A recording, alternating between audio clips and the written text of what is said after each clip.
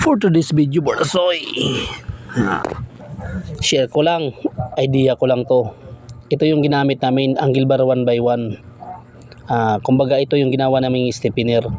May iba kasi mga diskarte, mga kabady, ang ginagamit nila minsan kabilya or yung kinating na mga kumbaga 2 and 1/2 na angle bar or di number 3. Pwede pa tayo pabalagbag. Ditong ginawa namin, kumbaga kapit sa tubular 2x6, kaya naging ganito kasi para ang tibay niya kasama yung tubular 2x6 tulad niyan, di ba kabady? Oo. Para iisa yung hahawak niya hanggang talaga yung suporta niya talaga maging matibay. Ang kasama ko dito yung si George pala at saka yung pinsan ng asawa ko at saka yung bayaw ko.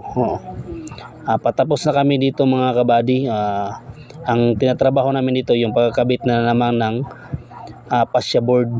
Ito yung diskarte sa dugtungan ko. Kinat ko lang yan at saka nakapasok. Tinupi yung gilid at pasok yan. Ito yung diskarte namin sa 2x6 na tubular. Kinating yung sa gilid, pasok yan, ayan, para talaga medyo matibay talaga siya, hindi siya talaga nakapatong lang. Bubuhusan pa namin yan, abangan nyo ang susunod namin ng video. Bubuhusan pa namin yan hanggang sa tubular na 2x6 yan.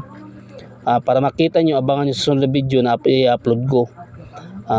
Tulad dito, ayan, pinapulwildan ni George yung sa dugtungan.